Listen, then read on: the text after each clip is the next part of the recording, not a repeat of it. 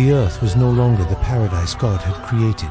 Violence filled every corner, people's hearts were filled with evil, and humanity had turned away from the Creator. It seemed like hope was gone, but in this darkness, there was one man who walked differently. His name was Noah. God looked at the world with grief and declared, "I will wipe mankind from the face of the earth." Yet Noah found favor in his eyes. God spoke to Noah with a command that sounded impossible.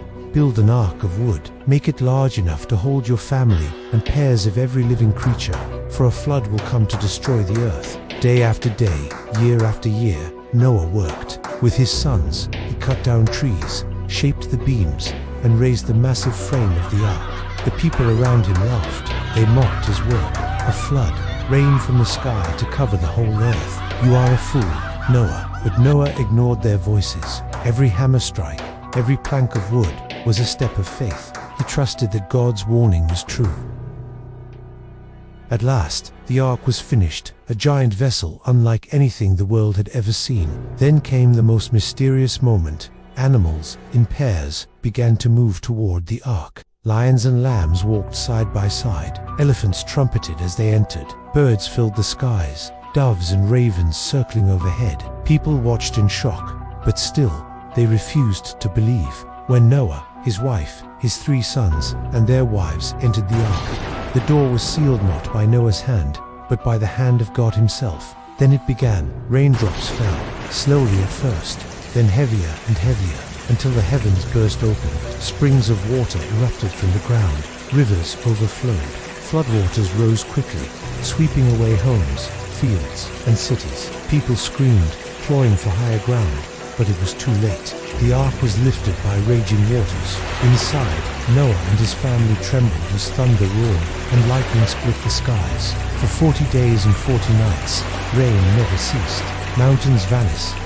Beneath the flood, the earth that once overflowed with life was now a vast ocean.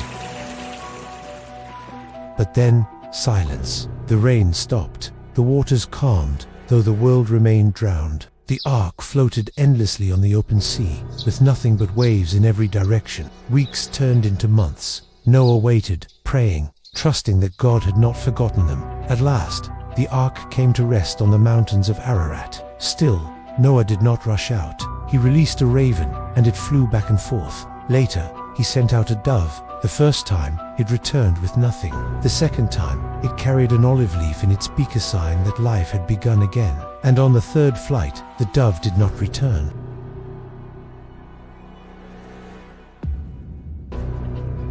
Finally, God commanded Noah to leave the ark. Stepping onto dry ground, Noah fell to his knees, building an altar and offering thanks. Then, in the sky, a rainbow appeared, a covenant between God and all creation. "Never again will I destroy the earth with a flood," God promised. But this was not the end of humanity's struggle. It was only a new beginning. From Noah's family, nations would rise, and soon a new test would come, one that would once again challenge mankind's heart and obedience.